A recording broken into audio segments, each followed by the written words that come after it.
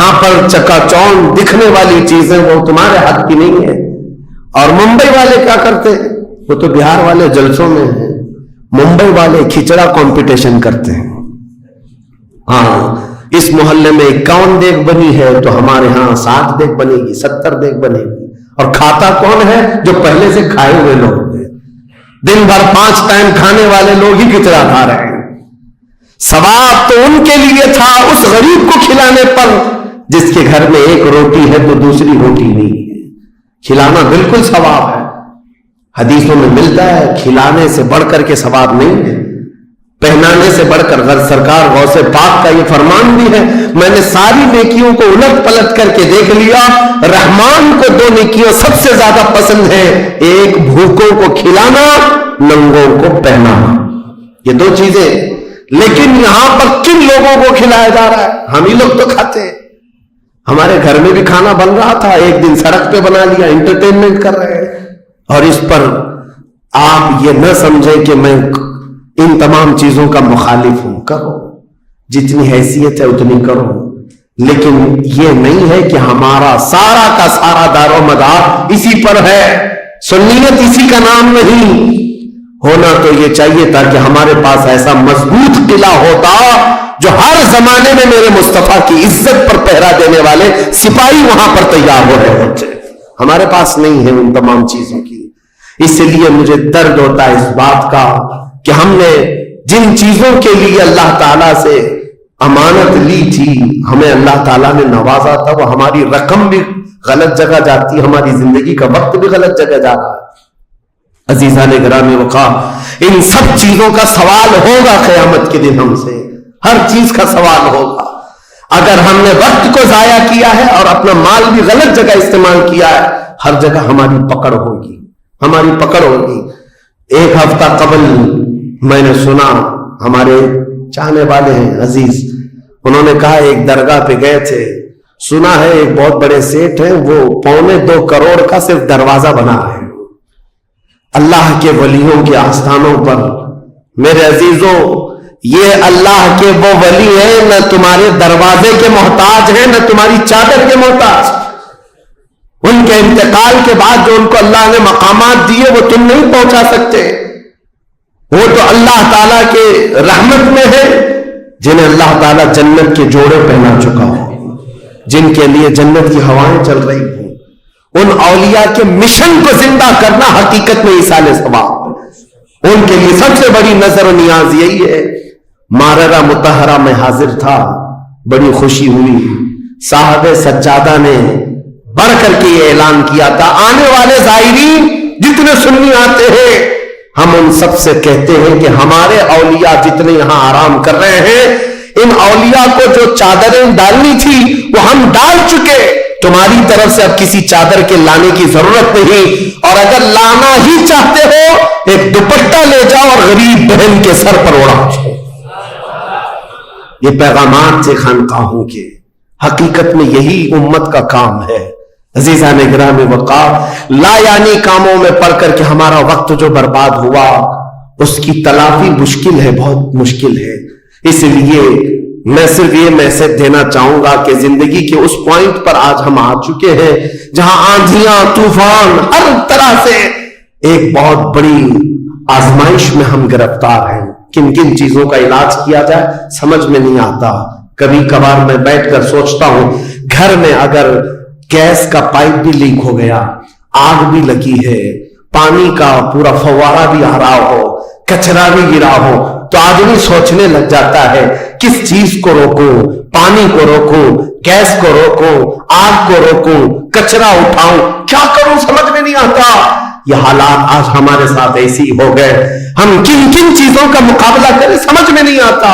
اور پھر اس پر مزید جب ہم اپنی قوم کی طرف دیکھتے ہیں، یہ تو گیم چلاتے ہوئے مزے سے بیٹھے ہوئے ہیں، ایسا لگتا ہے انہیں کسی چیز کی فکر ہی نہیں. شاعر نے کہا تھا، جگہ جگہ کے تھک چکے ہیں تمہیں یہ ہنگامے، نشاط لذت خواب گراں بدل ڈالو، اٹھو وہ کرنا حشر نہ ہوگا پھر کبھی، دوروں کے زمانہ چال اپنی چل گیا. میرے عزیزوں، بس وقت کا احساس تمہارے اندر آ جائے، ضائع نہ کرو. میرے آقا صلی اللہ تعالی علیہ وسلم کی ایک بات میں تمہیں بتا دیتا ہوں. آپ یہ سوچتے ہیں بہت سارے نوجوان خالی فالتو اسی لیے بیٹھے ہوئے میرے سٹیٹس کے مطابق کام نہیں ملتا, میرے سٹینڈرڈ کے مطابق مجھے کام نہیں ملتا, برباد کیے جا رہے ہیں اپنی زندگی, لوگوں پر بوجھ بنے ہوئے ہیں. میں ان کے بارے میں بتاتا ہوں. سید الانبیاء رسول مختار صلی اللہ تعالی علیہ وسلم اگر وہ چاہیں تو روزانہ ان کے گھر جنت کا دسترخوان اترے, اگر وہ چاہیں تو سونے اور چاندی کے محلات میں زندگی گزارے. لیکن جانتے ہو نبی کریم صلی اللہ علیہ وسلم ایک دن سیدہ فاطمہ الزہرا کے گھر آئے, دیکھا حسنین کریمین تاک میں دب کے ہوئے بیٹھے, پیٹ پیٹ سے لگا ہوا ہے, آنکھیں اندر ہیں. حضرت فاطمہ بھی بیٹھی ہوئی, آواز کسی کی نہیں. حضور رحمت عالم صلی اللہ علیہ وسلم نے پوچھا فاطمہ کیا حال ہے, گھر میں خاموشی کیوں ہے؟ سیدہ کائنات نے کہا ابا جان پچھلے 4 دن سے ہمارے گھر میں کوئی کھانا نہیں. حضور پاک صلی اللہ تعالی علیہ وسلم نے یہ نہیں فرمایا کہ ابھی بلاتا ہوں جبرائیل کو, ابھی دسترخوان لاؤ, ابھی میرے گھر کے کھانے کے انتظامات کرو. چاہتے تو حضور آرڈر دے دیتے, ساری نعمتیں آ جاتی. لیکن حضور نے کیا فرمایا سنو. فاطمہ الزہرا سلام اللہ علیہا سے کہتے فاطمہ انتظار کرو, تمہارا بابا جائے گا. یعنی خود اپنے بارے میں کہتے میں جاتا ہوں, دیکھتا ہوں کوئی مزدوری مل جائے, میں کام کر کے اپنے بچوں کو کھانا لے کر کے آؤں گا, کام کر کے کھانا لاؤں گا, مانگ کر کے نہیں. حضور رحمت عالم صلی اللہ تعالی علیہ وسلم جو سید الانبیاء ہیں, جن کے قدموں کا بوسہ جبرائیل امین لیتے ہو, وہ چل کر کے مدینے کے باہر آئے. گرمی کی تپش الگ ہے, دھوپ ہے, باہر آئے. ایک باغیچہ تھا جس میں مالی کام کر رہا تھا, باغبان.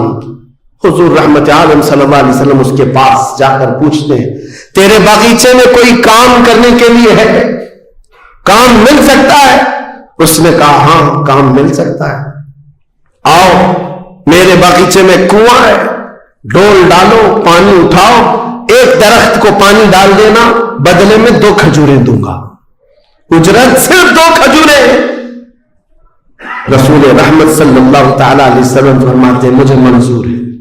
گئے اور جا کر اپنے ہاتھ سے رسی لے کر ڈول کنویں میں ڈالا, پانی کھینچتے تھے, جب ڈول بھر کر آتا اپنے کندھے پر اٹھاتے اور درخت پر لے جا کر پانی ڈال کر آتے. ایک درخت پر ایک مٹکا, ایک ڈول پانی ڈالا تو مالک نے 2 کھجوریں دی, باغیچے کے مالی نے 2 کھجوریں دی. دوسرا ڈول اٹھایا, پھر کھجوریں ملی. تیسرا ڈول اٹھایا, 6 کھجوریں لی. چوتھا ڈول حضور نے ڈالا تھا کہ رسی ٹوٹ گئی, ڈول کنویں میں گر گیا.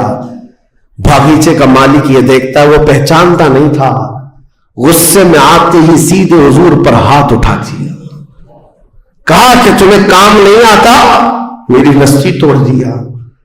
رسول کریم صلی اللہ تعالی علیہ وسلم نے پلٹ کر کچھ نہیں کہا. وہ رحمت عالم صلی اللہ تعالی علیہ وسلم تھے. وہ 6 کھجوریں لے کر کے واپس مدینے آئے. کہا فاطمہ کہاں ہے بچے, کہاں ہے؟ یہی 6 کھجوریں حضور نے لا کر اپنے منہ سے چبا کر ان بچوں کے منہ میں ڈالا اور کہا آج تک روئے زمین پر کوئی نبی ایسا نہیں آیا. 1,24,000 کم و بیش نبیوں میں ہر نبی نے اپنے ہاتھوں کی کمائی کھائی ہے, اپنے عمل کی کمائی کھائی ہے. رحمت عالم صلی اللہ تعالی علیہ وسلم نے جب وہ مالک کل ہے, بلکہ جنت کی چابیوں کے مالک, ساری زمینوں کے خزانوں کے مالک, کل جہاں ملک اور جو کی روٹی غذا, اس شکم کی قناعت پہ لاکھوں سلام, وہ لمبے لمبے ہاتھوں سے بھیک دینے والے آقا, سب کچھ ہونے کے باوجود اگر کسی ایک باغیچے میں ڈول اٹھا کر پانی بھرتے ہو تو اسی لیے نہیں کہ ان کے ہاں کوئی مجبوری تھی, بلکہ امت کو یہ درس دینا تھا, اے امت کے غیور نوجوانوں, تم کبھی خالی نہ بیٹھنا, مجھے دیکھنا اور عمل کرتے رہنا, اور اللہ تعالیٰ تمہیں دروازے رزق کے ضرور کھولے. خالی بیٹھے ہوئے وقت برباد کرنے والے لوگوں کو میں اکثر یہ بات سناتا ہوں, اے میرے عزیزوں، مسلمان محلوں میں جہاں سے بھی گزرو حال یہی ہے، رات کو 4 بجے تک ان کے ہاں روشنیاں کس بات کے لیے؟ میاں کیا فکر ہو رہی ہے؟ کس بات کی یہاں میٹنگ چل رہی ہے؟ چرچے کس بات کے؟ امت کی تباہی کے چرچے کس بات کے؟ گپیں لگ رہی ہوتی ہیں، کچھ نہیں۔ ان دوسری قوموں کو دیکھو جو فجر سے پہلے اٹھ کر کاموں پر بھاگ جاتی ہیں، سورج ڈوبنے سے پہلے وہ گھروں پر آ جاتے ہیں۔ آج تمہارے اخلاق و کردار کسی اور نے لے لی، اڈاپٹ کر لیے، اور تم کو لوگوں کو ایسا چھوڑ دیا گیا بے قائد کے، بے قیادت کے۔ بہرحال میرے عزیزوں، بدلنا چاہیں تو آج بھی ہم بدل سکتے ہیں، صرف ایک نقطہ ہے بدلنے کے لیے، ایک نقطہ۔ میری باتیں چھوڑ دو، مقررین کو سنتے ہو سکتا ہے لوگ یہ کہتے مولانا لوگ ایسا بولتے ویسا بولتے، تمہاری فکریں سب اپنی جگہ پر۔ میرے عزیزوں، میں تو بہت نکما آدمی ہوں، میں تو ایک چھوٹا طالب علم بھی نہیں ہوں، جہالت میرے اندر بھی ہے، لیکن میں آپ کو یہ کہنا چاہتا ہوں، اگر دل کے اندر ہلچل مچ سکتی ہے، انقلاب لانے کی فکر آ سکتی ہے، تو ادھر ادھر کی باتیں چھوڑو، آمنہ کے لال کی طرف دیکھو، حضور اکرم صلی اللہ تعالی علیہ وسلم کی طرف تمہارا دل متوجہ ہو گیا تو میں کہتا ہوں تمہاری دھڑکنیں تیز ہو جائیں گی، تم بدل دو گے اپنی زندگی کو، اور اس کے بعد ایک دن آئے گا پھر تم یہ پکار کر کہو گے جو بریلی والے نے کہا تھا، یا رسول اللہ دہن میں زبان تمہارے لیے، بدن میں ہے جان تمہارے لیے، ہم آئے یہاں تمہارے لیے، اٹھے بھی وہاں حضور کے لیے۔ جینے کا سلیقہ مل جائے گا، لیکن شرط صرف اتنی ہے، آج سے ایک وظیفہ دے کر کے جا رہا ہوں، جمعہ کو، پہلے بھی میں نے ایک بار کہا تھا، جب بھی جمعہ آئے گھر پر اب جاتے ہیں، گھروں میں اچھا کھانا بنتا ہے، میرے عزیزوں اپنے بچوں کو لے لو، بیٹھ جاؤ دسترخوان پر، لیکن گھر میں یہ قانون لگا دینا، بیوی بھی بیٹھے، ماں بھی بیٹھے، بہن بھی بیٹھے، بچے بھی بیٹھے، جس کے گھر میں جتنے لوگ ہو دسترخوان پر بیٹھے، اس وقت تک ہم لقمہ نہیں اٹھائیں گے جب تک 100 مرتبہ میرے مصطفیٰ پر درود نہ پڑھ لیں۔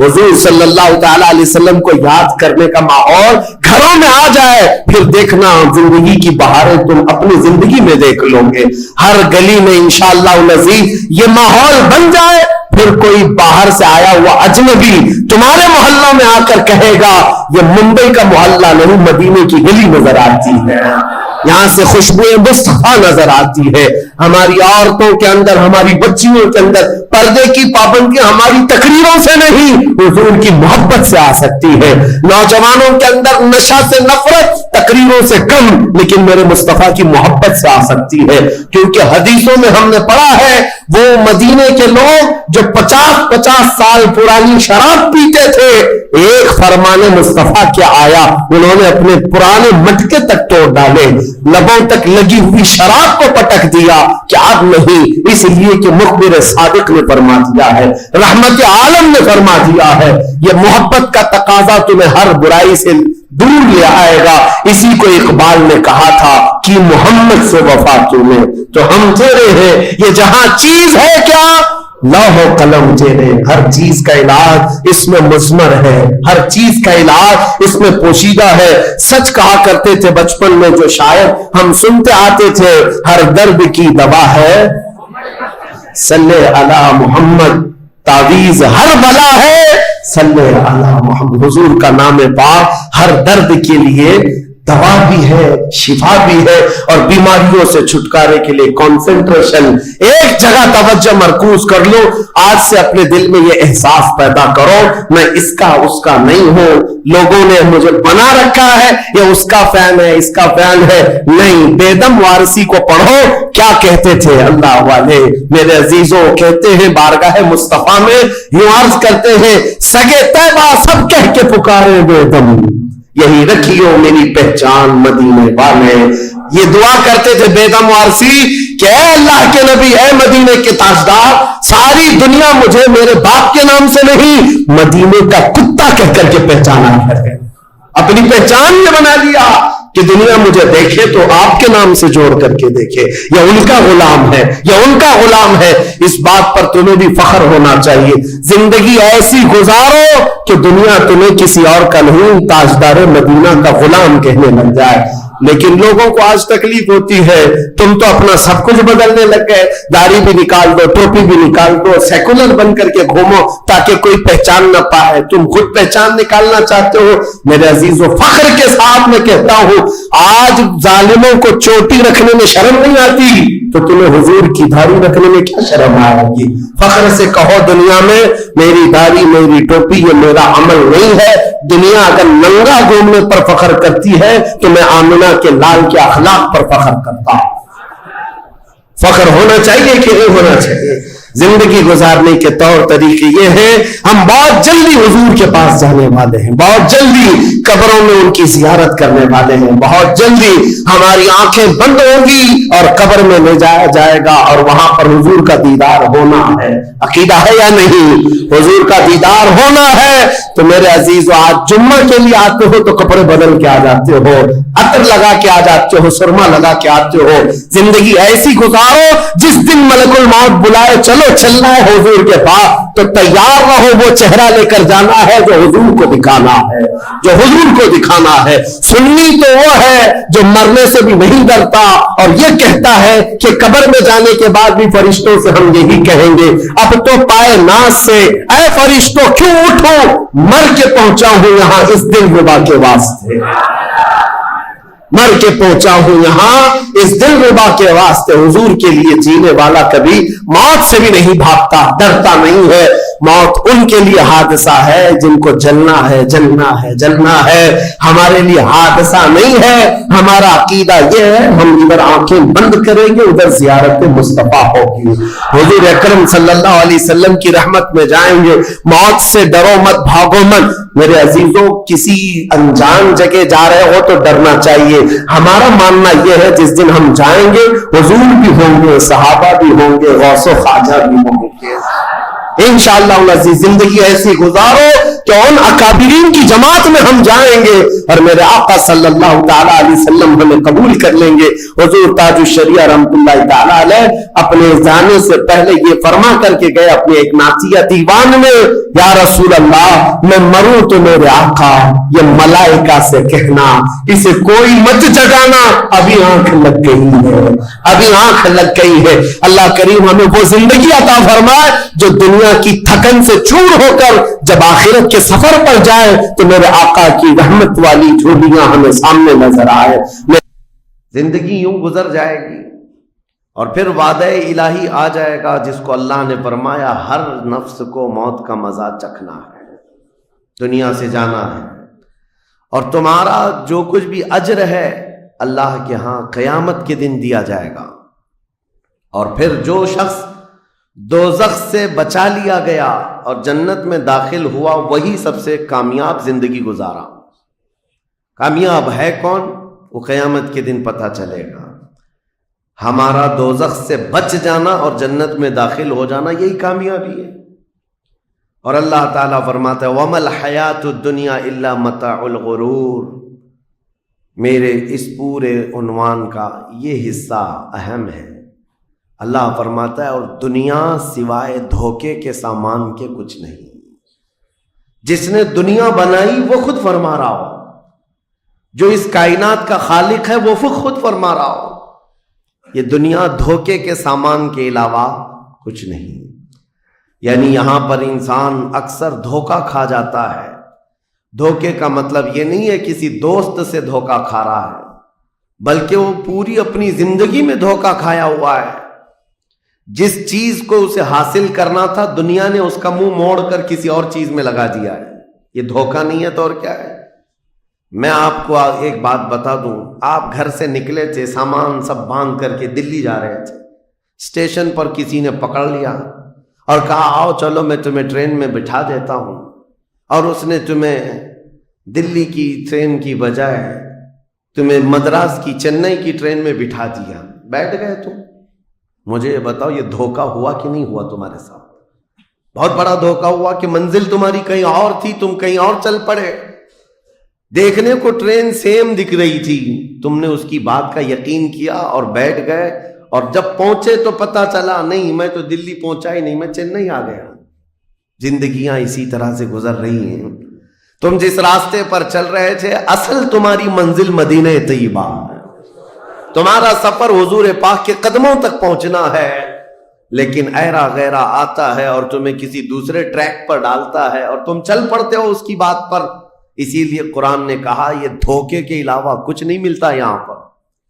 दुनिया और दुनियादारों पर तुम कभी भरोसा न करना, तुम अपनी मंजिल पर हमेशा तवज्जो रखना।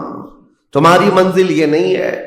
इसीलिए शायर ने कहा था, गलत रवि से मनाजिल का बोध बढ़ता है, मुसाफिरों रविश कारवां बदल डालो। तुम टेढ़े मेढ़े चलते रहोगे तो मंजिल लंबी हो जाएगी, फासला दूर हो जाएगा। इसलिए चलने का तरीका बदल डालो, तुम्हारा सफर आसान भी हो जाएगा और मंजिल जल्दी पहुंच जाओगे। अब जो बात मुझे कहनी थी वो ये है, जिंदगी जब इतनी शॉर्ट है और आजमाइश के लिए तुम्हें यहां भेजा गया है, तो मुझे उन नौजवानों को देख करके कभी दर्द होता है जो रात भर नुक्कड़ पर बैठ करके अपने वक्त को जाया कर रहे होते हैं, जिनकी जिंदगियां उन्होंने अपनी जवानियां अपने हाथों से बर्बाद कर रखी हैं। तुम्हें पता है, एक रात जो हमारी जिंदगी में आई, आज का दिन तुम करोड़ों दौलतें लगा दो, ये दिन दोबारा कभी नहीं आएगा। तुम्हारी जिंदगी में क्या कयामत तक वापस नहीं आना है इस दिन को। दुनिया चल पड़ी है, पीछे की तरफ कभी नहीं आएगी। अल्लाह का कानून है, ये जो वक्त गुजर रहा है हमारा, दोबारा हमारी जिंदगी में कभी नहीं आना है। लेकिन कितने मजे से, कितने ठाट बाट से नौजवान, हाथ में कुछ नहीं, आसपास कुछ नहीं, अमल भी कुछ नहीं, ऐसे बेफिक्रे होकर के जिंदगी गुजारते हैं। तो सोचना पड़ता है, जिस उम्मत को पूरी दुनिया आग में झुलसा चुकी हो, पूरी दुनिया इस उम्मत को अपने निशाने पर रखी हो, उस उम्मत का गयूर नौजवान रात भर गेम खेलते हुए गुजारता है, उसे किसी चीज का एहसास नहीं। मुझे बताओ, क्या हमारी कैफियतें ऐसी नहीं हो गई हैं जैसे ब्रॉयलर चिकन होते हैं, फार्म मुर्गियां होती हैं, उन मुर्गियों में से कसाब किसी को भी पकड़ता है, काटता है, दूसरी मुर्गियां तो चरने में मसरूफ रहती हैं, कोई आवाज नहीं उनकी। एक मुर्गी कटी, दूसरी मुर्गी कटी, वो कटती चली जाती हैं, बाकी मुर्गियों को किसी चीज का एहसास नहीं। क्या ये जिंदगी गुजारने के ऐसे तरीके नहीं हो गए आज? हमें रोज उठने के बाद एक न्यूज पहुंचाई जाती है कि तुम्हें काटा गया, तुम्हें मारा गया। न जाने हम कितनी मस्जिदों के मीनार गिरते हुए देख रहे हैं, कितने औलिया कामिलीन के मज़ारात को जलाकर खाक करते हुए दिखाए जा रहे हैं। और हमारे उम्मत के साथ ही नहीं, बानी इस्लाम की इज्जत के साथ मजाक, ये रोजाना नहीं चल रहा है। ये तमाम हालात के बाद अब मुझे फिक्र इस बात की होती है, मियां जब हमारे घर में जनाजा रखा होता है तो हम खाना तक नहीं बनाते चूल्हे पर, घर के अंदर, और जब उम्मत पर ऐसे हालात गुजर रहे हों तो क्या उस नौजवान को यह ज़ेब देता है कि वह अय्याशी में रात गुजारे? क्या उसे यह ज़ेब देता है कि वह नुक्कड़ पर बैठकर पूरी रात को तबाही के अड्डे पर गुजारे? तुम्हारे हाथ में ताश के पत्ते, तुम्हारे हाथ में शराब की बोतलें कैसे आ गई? यह उम्मत वो है, तुम्हें मैं बताऊं, जंग तबूक एक जंग ऐसी है, हुजूर पाक सल्लल्लाहु तआला अलैहि वसल्लम की जिंदगी पाक में 900 किलोमीटर का फासला है मदीने तैयबा से। हुआ ये था कि एक सहाबी रसूल हुजूर सल्लल्लाहु तआला अलैहि वसल्लम के कासिद बनकर जा रहे थे, और बीच रास्ते में एक ईसाई बादशाह के गुंडों ने उस सहाबी रसूल को गिरफ्तार किया और उनको टुकड़े टुकड़े कर कत्ल कर दिया। मॉब लिंचिंग उस जमाने में भी हो रही होती है। ये खबर जैसे ही मदीने तैयबा पहुंची, वो लोग ऐसे नहीं थे कि इन्ना लिल्लाह पढ़कर खामोश हो जाते हैं। सहाबा कराम का जम्मे गफीर मदीने में जमा हुआ। अर्ज किया, या रसूल अल्लाह सल्लल्लाहु अलैहि वसल्लम, आपका हुक्म क्या है? नबी करीम सल्लल्लाहु तआला अलैहि वसल्लम ने सहाबा कराम को भेजा। इसमें सिपह सालार की तादाद कई सहाबा की थी, और जब ये लश्कर जर्रार मदीने तैयबा से निकला, 900 किलोमीटर दूर चल करके गए, और वहां जाकर के जिन लोगों ने हुजूर के एक गुलाम पर हाथ उठाया था, उनके बखे खड़ा कर दिए और उनको उलट पलट करके आए और लोगों को यह मैसेज दिया था, कभी हुजूर के गुलामों की तरफ छेड़खानी ना करना, वरना पूरा मदीना बाहर आ जाएगा। یہ یونٹی، یہ اتحاد، ان کے اندر یہ احساس میرے آقا صلی اللہ تعالی علیہ وسلم نے پیدا کر رکھا تھا کہ کل مؤمن جسد واحد. حضور صلی اللہ تعالی علیہ وسلم نے فرمایا کہ پورا جتنے مومن ہیں وہ سب ایک جسم کی طرح ہیں، ایک جسم کی طرح ہے. اذا اشتکى عضو تداعى له سائر الجسد بالسحر والحمى، جیسے ایک پارٹ کو اگر درد ہوتا ہے تو پورے جسم میں بخار آتا ہے. مومنوں کی کیفیت یہ ہونی چاہیے، لیکن احساس دھیرے دھیرے ختم ہوتا چلا گیا. آج ہماری پستی کا ایک سبب یہ بھی بتایا جاتا ہے، جس کو شاعر نے کہا تھا قوت فکر و عمل پہلے فنا ہوتی ہے جب کسی قوم کی شوکت پہ زوال آتا ہے. سوچنے سمجھنے کی صلاحیت پہلے ختم ہو جاتی ہے. آدمی سوچتا نہیں، سمجھتا نہیں، بس اپنے وقت کو ضائع کر رہا ہے، برباد کر رہا ہے، بیٹھا ہوا ہے، گپیں لگا رہا ہے. میں آپ کو بتاؤں، ہماری عمروں کا احتساب ہونا چاہیے. ہماری زندگی کو گن کر کے دیکھیں کتنے سال کے ہیں ہم. 25 سال، 30 سال، 35 سال، 40 سال، اور اس کے بعد گنو ہم سے کیا ہو سکا ہے اس دنیا میں. ہم اس دنیا میں کیا کر چکے اب تک؟ ہم سے کچھ نہیں ہوا. اگر تاریخ میں آپ کو بتاؤں میرے عزیزو، آپ کو پتہ ہے اس ہندوستان کی سرزمین پر سب سے پہلے لشکر اسلام کی سپہ سالاری کرتے ہوئے آنے والا ایک نوجوان محمد بن قاسم 10,000 کا لشکر لے کر عرب سے آیا تھا اور پرچم اسلام لہرایا تھا. تاریخ میں آج بھی رقم ہے. اپنے پنڈتوں نے بھی اس تاریخ کو لکھا ہے. ہاں، پنڈتوں نے بھی لکھا ہے. اور یہ محمد بن قاسم 10,000 کی سپہ سالاری کے ساتھ ہندوستان میں آ کر اسلام پھیلایا. عمر کیا تھی؟ صرف 19 سال کی عمر تھی. 19 سال کی عمر میں یہ عظیم کارنامہ انجام دینے والا، انہوں نے اپنی عمر کا صحیح استعمال کیا، اپنی ایج کو برباد نہیں کیا، ضائع نہیں کیا. طارق بن زیاد، جس کا یورپ بھی قائل ہے، جبل الطارق آج بھی ایک مقام ہے یورپ میں جس کو جبرالٹر کہا جاتا ہے. یہ حضرت طارق بن زیاد کے نام سے ہے. یہ پہلا سپہ سالار ہے جس نے پوری دنیا کے سامنے وہ عزم پیش کیا تھا. یورپ کی سرزمین پر جب کشتیاں لے کر پہنچے تھے یہ مومنین کی تعداد، وہ طارق بن زیاد ہی ہے جس نے پوری کشتیوں کو آگ لگا دیا تھا. کہا تھا کہ ہم پیچھے مڑ کر جانے والوں میں سے نہیں ہیں. جتنے ساتھ آئے تھے سمندر پار کر کے، کشتیوں کا سفر تھا، کشتیاں لکڑی کی بنی ہوئی، آگ لگا دیا اور کہا اب اس عزم کے ساتھ اترو، یا تو ہماری قبر بنے گی یا تو ہمارا جھنڈا لہرائے گا.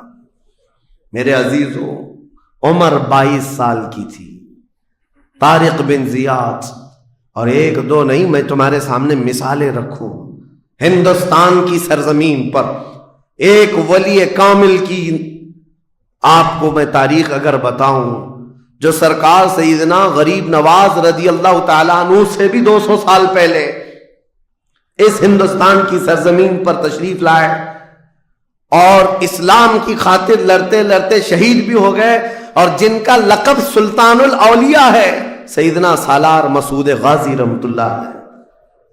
ان کے متعلق یہ فرمایا گیا وہ سلطان الاولیاء ہیں، ہندوستان کے اولیاء اکرام کے بادشاہ کی حیثیت ہے. سرکار غریب نواز سے بھی پہلے آئے، لیکن ان کی عمر ان کی شہادت کے وقت 19 سال کی تھی. صرف 19 سال کی عمر میں وہ مقام عظیم پا لیا. ہماری تو زندگی کی عمریں پتہ نہیں کتنی چلی گئیں اور ہم میں سے کوئی کارنامہ نہ ہو سکا. کارنامہ نہ صحیح، زندگی گزارنے کا سلیقہ بھی نہیں آ سکا. کارنامے نہ ہو تو الگ بات ہے، لیکن مسلمان تو بن جاتا کوئی. عزیزان گرامی وقار، میں آپ کو ایک بات بتا دوں، جو زندگی ملی ہے کچھ ایسا کر جاؤ کہ تمہاری تاریخ رقم ہو جائے، ورنہ قبرستان جا کر کے دیکھنا، وہاں تو لکھے ہوئے کتبے بھی مٹ گئے، قبروں میں کون سویا ہے ان کو بھی لوگ فراموش کر چکے، بھول گئے، سب بھول گئے. لیکن کچھ ہستیاں ہیں جو ہمیشہ آباد رہتی ہیں. یہ وہ لوگ ہیں جنہوں نے اس روئے زمین پر اپنی ذات کے لیے نہیں، اللہ کی رضا کے لیے جیا کرتے تھے، اللہ کی رضا کے لیے جیا کرتے.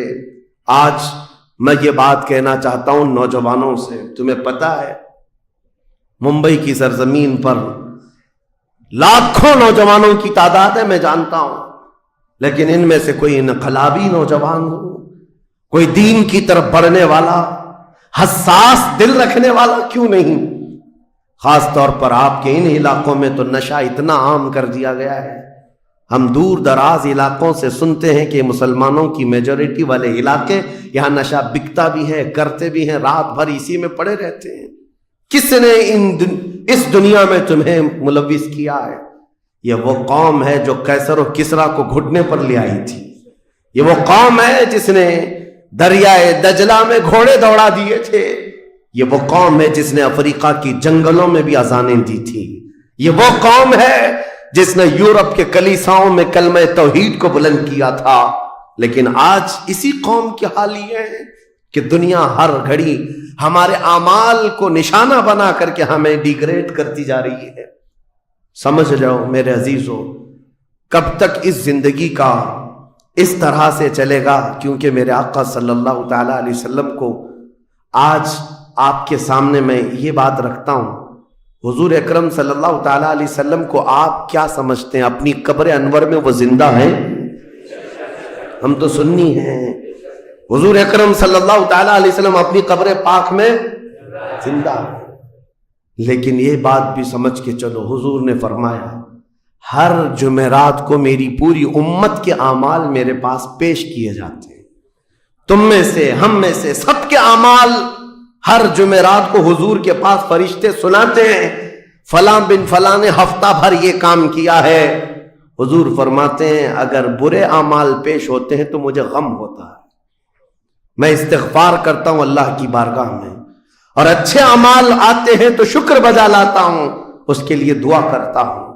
अजीज़ान गिराम वक़ार, कभी पलट करके जिंदगी में देखना कितने जुमेरात ऐसी चली गई होंगी जिसमें हमारे कौन से अमाल फरिश्ते ले जाकर के सुना रहे होंगे। हुजूर अकरम सल्लल्लाहु ताला अलैहि वसल्लम की बारगाह में जब हमारे अमाल ये कहकर सुनाया जाए, आका आपका फला उम्मती बेखबर है, न नमाज पढ़ता है, न ही आप पर दुरूद पढ़ता है, न ही वो कभी नेकियों की तरफ आता है, वो तो गानों की धुन पर जी रहा है। सुबह उठता है, शाम होती है तो उसको तो फिल्मों के नगमे याद हैं, आपका कोई कौल याद नहीं। बताओ मेरे आका सल्लल्लाहु ताला अलैहि वसल्लम को फरिश्ते जब हमारे मुताल्लिक ये खबर दे रहे हो, क्या हुजूर पाक सल्लल्लाहु ताला अलैहि वसल्लम को इस बात का कल्क नहीं होता? ये वो उम्मत है जिसके लिए मैं रात रात भर खड़े होकर दुआ करता था, आज ये हमको फरामोश की हुई है। जिंदगी गुजारने का मकसद समझ जाओ मेरे अजीजों। इसीलिए मैं आपको कहता हूं कि जिंदगी ये नहीं है, हुजूर ताजुश शरिया रहमतुल्लाह अलैह ने फरमाया जिंदगी ये नहीं है किसी की किसी के लिए, जिंदगी है नबी की नबी के लिए। ना समझ मरते हैं जिंदगी के लिए, जीना मरना है सब कुछ नबी के लिए। जो लोग ये समझ जाएं इस नुक्ते को, उन्होंने जिंदगी की मुरादों को पा लिया है, वो हुसूलियाब हो चुके हैं। लेकिन जो अब तक भटके हुए हैं उनको मैं दावत फिक्र दूंगा, एक बार सोच लो, एक बार सोच लो, वैसे ही दुनिया खत्म होने वाली है और तुम्हारी मौत आने वाली है। एक बार सोच लो, एक बार सोच लो कि हमारे साथ आखिरत में होना क्या है, कब्र में हमारे साथ बैठने वाला कौन है, हमारे साथ तन्हाई का निगहबान कौन है, और महशर के उस भरे मैदान में हमारा हाथ पकड़ने वाला कौन है। जब बार बार ये सोचोगे तो इस फिक्र को पहुंचोगे कि वो सिर्फ और सिर्फ एक ही जात है, कौन देता है देने को मुंह चाहिए, देने वाला है सच्चा। हुजूर पाक सल्लल्लाहु ताला अलैहि वसल्लम की तरफ लौ लगा दो। इसको जिन लोगों ने अपनी जिंदगी में पहचान लिया वो इमाम अहले सुन्नत बन गए, मुजद्दिद वक्त बन गए। आला हजरत इमाम अहले सुन्नत फाजिल बरेलवी रहमतुल्लाह ताला अलैह के मुतालिक एक बात मैं आपसे कहूं, वो बड़े आलिम थे, बड़े फकीह थे, बड़े मुहद्दिस थे, और बहुत सारे उलूम पर उन्हें महारत ताम्मा हासिल थी, सब अपनी जगह पर। लेकिन ये सारे उलूम ने मिलकर आला हजरत को आला हजरत नहीं बनाया। उनको आला हजरत बनाने वाली चीज हकीकत में इश्क रसूल है। हुजूर पाक सल्लल्लाहु ताला अलैहि वसल्लम से बे इंतहा लगाओ, यह मकाम पैदा कर देता है, یہ مقام. ورنہ عالم تو بہت سارے ہیں, کتابیں لکھنے والے بھی بہت سارے ہیں, لیکن جس نے عشق کی بولی بولی دنیا اس کو پہچاننے لگ جاتی ہے, دنیا اسے پہچاننے لگ جاتی ہے. زندگی کا مقصد وہ سمجھ گئے کہ ان کی غلامی کرنے میں ہی یہاں پر عروج و ترقی ہے. اسی کو خان وعدہ اعلیٰ حضرت سے ان کے پوتوں تک بھی یہ فکر پہنچی. تاج الشریعہ نے فرمایا بلہوس سن سیم و زر کی بندگی اچھی نہیں, ان کے در کی بھیک اچھی سروری اچھی نہیں. تم جو سوچ رہے ہو زندگی کے طور طریقے ایسے ہونے چاہیے ویسے ہونے چاہیے, گزار لو جتنے دن چاہے بڑے بڑے بنگلوں میں, بڑی بڑی گاڑیوں میں, بڑی جائیدادوں میں, لیکن زندگی میں وہ عزت نہ پاؤ گے جو میرے مصطفیٰ کے قدموں میں ملے گی, جو حضور کی غلامی میں ملے گی وہ عزت نہیں پا سکتے. عزیزان گرامی وقار, نبی کریم صلی اللہ تعالی علیہ وسلم کے ان صحابہ کو دیکھتے ہیں جنہوں نے زندگی کو ضائع نہیں کیا, ایک پل بھی ضائع نہیں کیا. آج میں آپ کو اسی لیے کہہ رہا ہوں موت آنے والی ہے, اس سے پہلے ایک وقت بھی, ایک لمحہ بھی ضائع ہونے مت دینا, برباد ہونے مت دینا. جو وقت ہے, میں مصر میں دیکھتا تھا بسوں میں بھی, اور کبھی کبھار ٹکٹ کاؤنٹر پہ جو لائن لگی رہتی تھی ایک اسٹیکر لگایا گیا تھا, اکثر جگہوں پر یہ اسٹیکر پڑھنے کو ملتا تھا, اجعلوا الانتظار فی الاستغفار. یہ جو ویٹنگ ٹائم ہے اس کو خالی کھڑے ہو کر کے مت گزارو, اتنی دیر استغفار کرو اور درود پاک تو پڑھو, وقت کو ضائع نہ کرو. تمہارے پاس اللہ نے وقت دیا, بیٹھے ہو تو پڑھو, کھڑے ہو تو پڑھو, کیونکہ یہ وقت تمہارا بربادی میں نہیں لکھا جائے گا, تمہارا یہ وقت ضائع کرنے والوں میں نہیں لکھا جائے گا. عزیزان گرامی وقار, آپ کو میں ایک بات بتا دوں, جن لوگوں نے اپنی زندگیوں میں بڑے بڑے محلات بنائے آج ان کے لیے بھی تاریخ ہے, مگر کس انداز سے, کس انداز سے. آج دنیا نے آپ کو ایسے ڈائیورٹ کر رکھا ہے, جو کام ہونے کے تھے وہ نہیں کرنا ہے آپ کو, لا یعنی کاموں میں مصروف ہو گئے.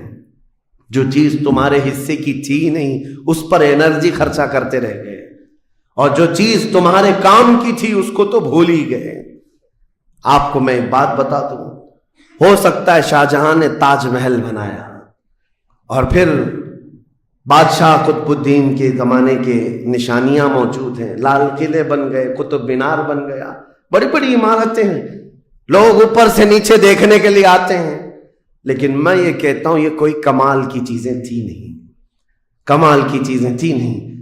لاکھوں لوگوں کی محنتیں بھی لگی, پیسہ بھی لگا, اور بڑی عمارتیں کھڑی کر کے چلے گئے.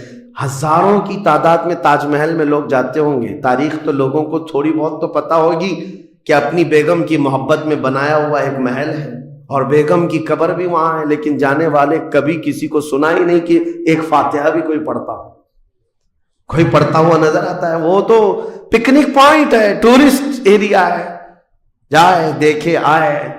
لیکن میرے عزیزو یہ بڑے بڑے محلات اپنی ناموری کے لیے بنا کر تو چلے گئے, لیکن آؤ بریلی شریف کی سرزمین پر ایک مدرسہ جو اعلیٰ حضرت نے بنایا, مبارک پور کی سرزمین پر جامعہ اشرفیہ جو حضور حافظ ملت نے بنایا, یہ عمارتیں آج بھی دعوت دے رہی ہیں. ایک دو نہیں, ہر سال ہزاروں کی تعداد میں عالم اور مفتی وہاں سے نکلا کرتے ہیں. یہ کام کی چیزیں تھی جو بزرگوں نے کر دیا کہ امت کو ایسا کچھ دے جاؤ کہ وہاں سے آنے والا کچھ فیض اٹھا کر کے جائے. تاج ابھی حضرت انس بن نزیر ہیں, باتیں لگی آ رہی ہیں, میں آپ کے سامنے عرض کر رہا ہوں, اس لیے کہ میں نے شروع میں ہی کہا حضرت نے اور انتظامیہ نے مجھے یہ جو عنوان دیا ہے یہ میری پوری زندگی کا عنوان, آپ کی پوری زندگی کا عنوان. حضرت انس بن نزیر حضور کے قریبی صحابی, رازدار بھی کہہ لیں, حضور ان کو ساتھ ساتھ رکھتے.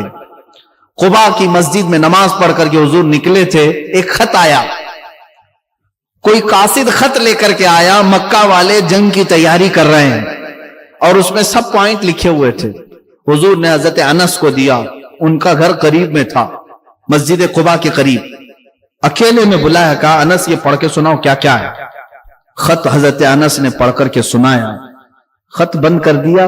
حضور نے فرمایا یہ راز ہے تیرے اور میرے بیچ میں, کسی کو خبر نہیں ہونی چاہیے. تیرے اور میرے بیچ میں یہ راز ہے. حضرت انس اب دیکھو راز رسول کی حفاظت. اللہ اکبر.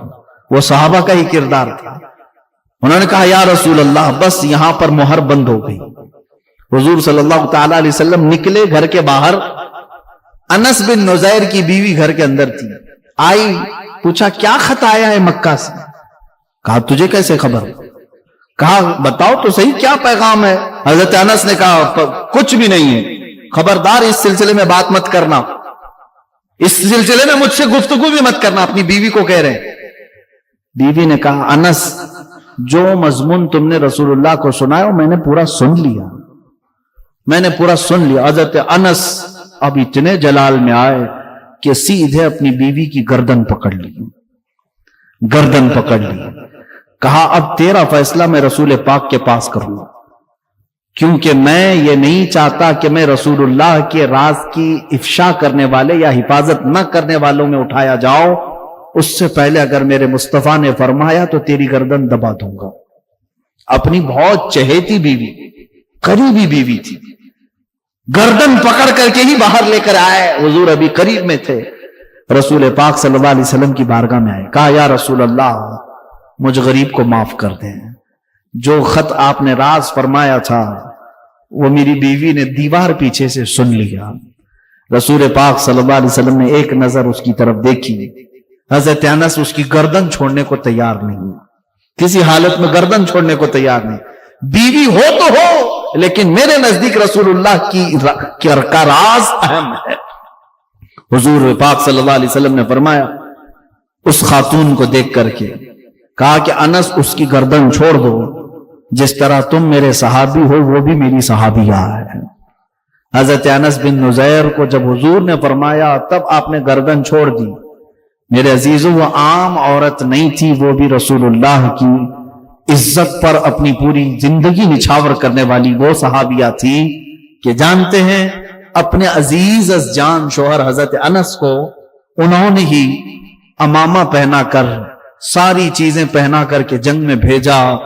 اور حضرت انس جب شہید ہوئے تو یہ خاتون ہی وہ ہیں جو حضور کی وہ رازدار کہ جب میدان احد میں حضرت انس کو ڈھونڈا گیا کہیں نہیں ملے, کیونکہ ان کے ساتھ کافروں نے مسلح کر دیا تھا.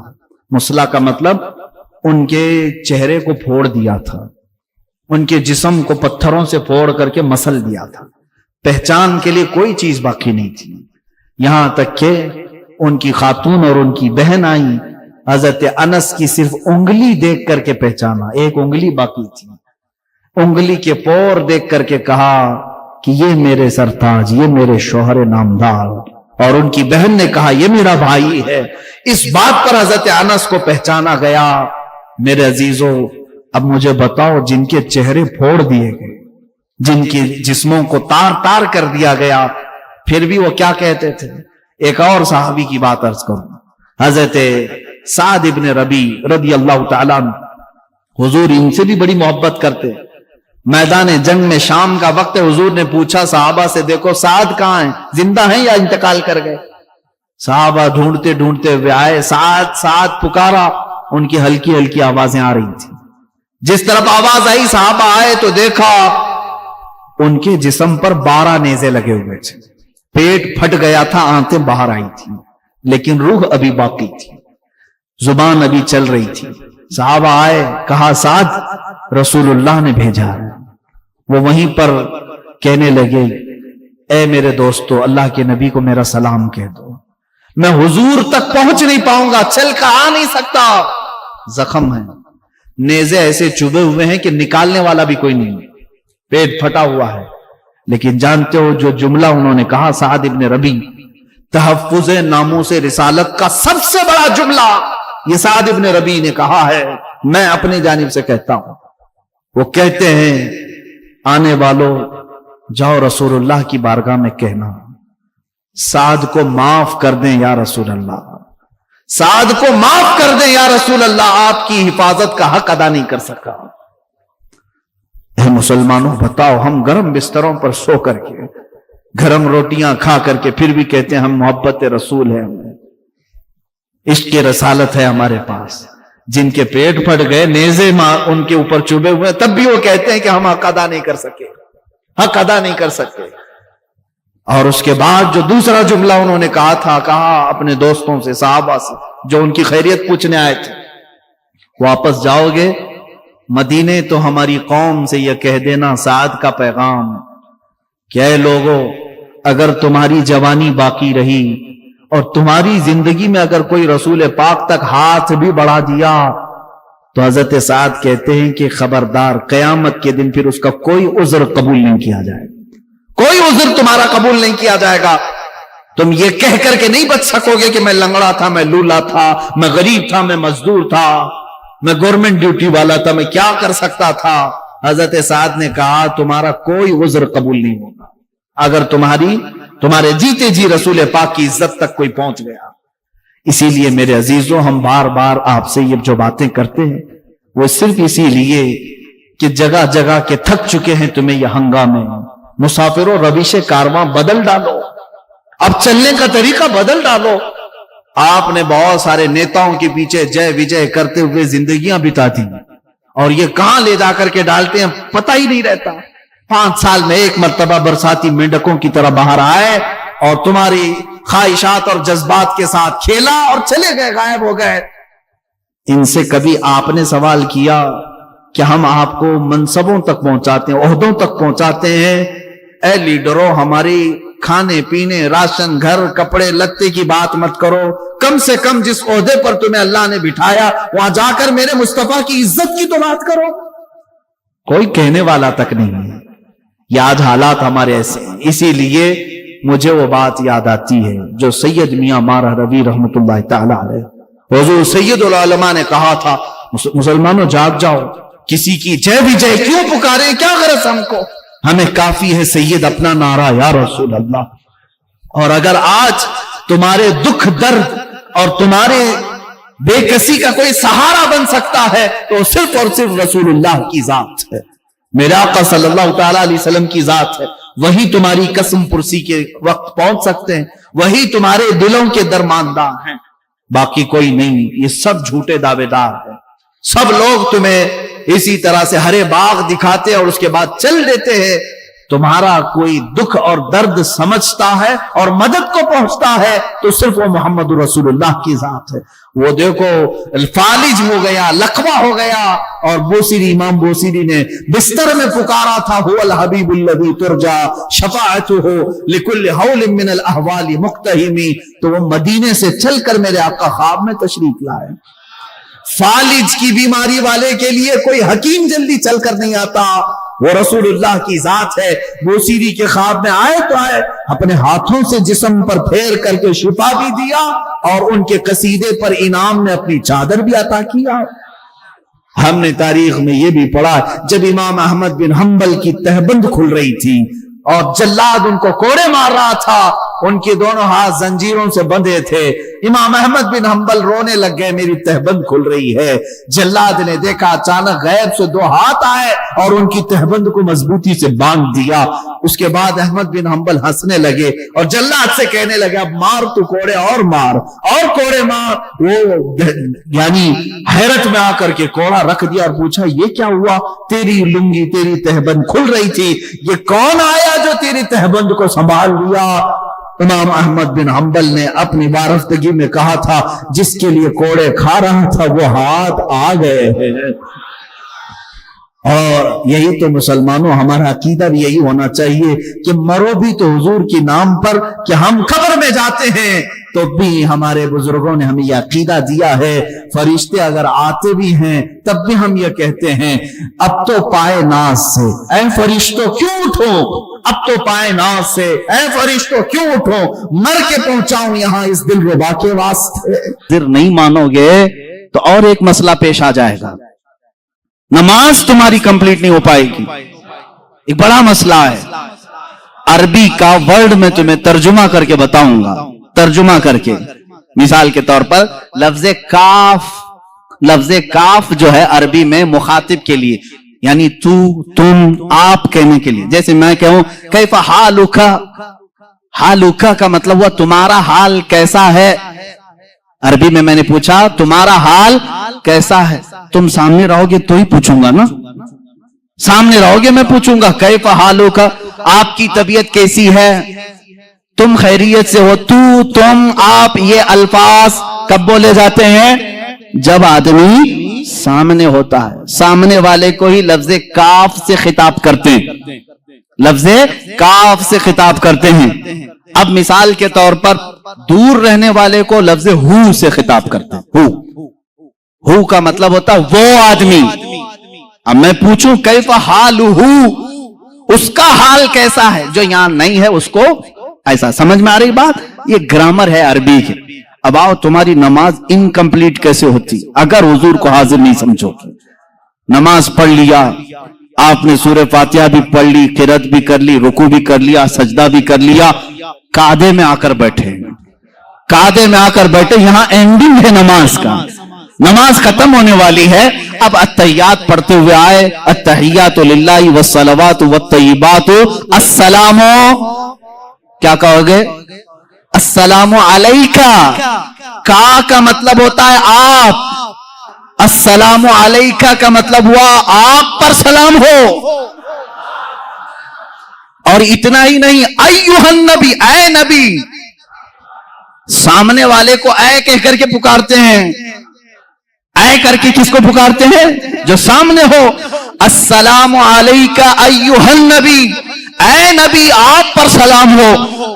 اب یہاں تم نہیں سوچو گے کہ نبی یہاں نہیں ہے تو سلام تمہارے التحیات میں بدل لو، آج سے التحیات کا سلام بدل لو، یوں کہو، میں سکھا بھی دیتا ہوں، السلام علیہ، وہاں کہو علیہ، یعنی سلام ان پر ہو۔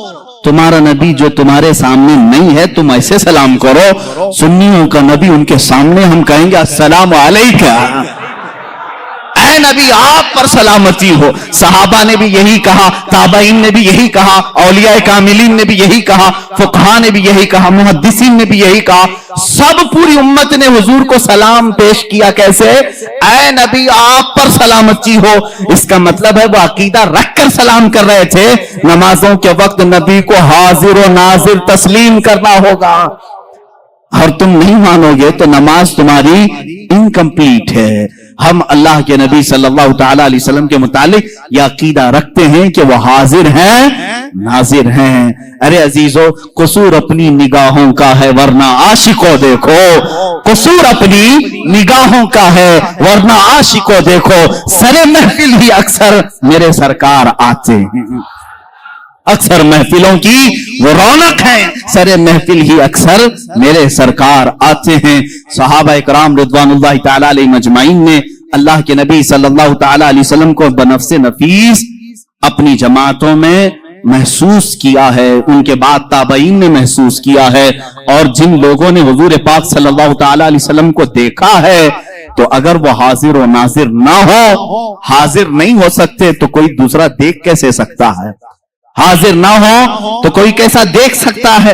عزیزان گرامی، جو عقیدہ یہ پھیلایا گیا تھا، اب اس کا پوسٹ مارٹم بھی دیکھ لیں آپ، کس نے یہ شروع کیا تھا کہ رسول مر کر مٹی میں مل گئے، معاذ اللہ رب العالمین، وہ نہ تمہیں دیکھ سکتے ہیں، نہ تم انہیں مانگ سکتے ہو، پوچھ سکتے ہو۔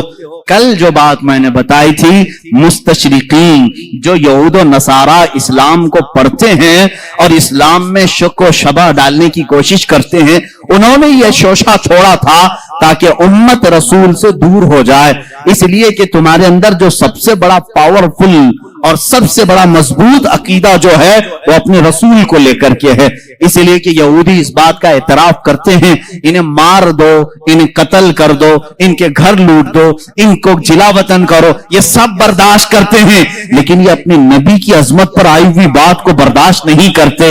آج بھی دنیا اس بات کو مان رہی ہے، ان کے اندر اگر کوئی چنگاری باقی ہے جو انہیں جمع کرتی ہے تو وہ رشتہ رسول ہے، محبت رسول ہے، عظمت مصطفیٰ ہے، اور یہی چیز ختم کرنے کے لیے وہ ایڑی چوٹی کا زور لگائے ہیں۔ لیکن ظالموں، یاد رکھنا، تم اپنے منہ کے پھوکوں سے اللہ کے نور کو بجھا نہیں سکو گے۔ کیا حرج ہے؟ حضور سے مانگنے میں کون سی دقت ہے؟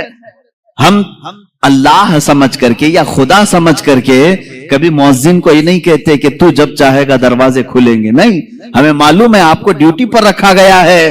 ہم اسی طرح عقیدہ یہ بھی رکھتے ہیں رسول پاک صلی اللہ تعالی علیہ وسلم جن خزانوں پر اللہ نے ان کو قدرت دی ہے وہ حضور کے خود کے نہیں, اللہ کے عطا کیے ہوئے ہیں. رسول پاک کو اللہ تعالیٰ نے مالک بنایا ہے. اسی لیے محدثین نے فرمایا حضور پاک صلی اللہ تعالی علیہ وسلم کا ایک لقب ہے, وہ نائب خدا مطلق ہیں. یعنی اللہ کا جو نائب ہے, اللہ کا جو نائب ہے, تو رب تبارک و تعالیٰ کا جو نائب ہے تو وہ اس کی زمین پر اختیارات اگر نہیں رکھتا تو پھر نائب کیسا ہے؟ اگر اس کو کچھ بھی اختیارات نہ دیے جائیں تو اس کو نائب کہیں گے؟ مثال کے طور پر امام ہے اور نائب امام ہے.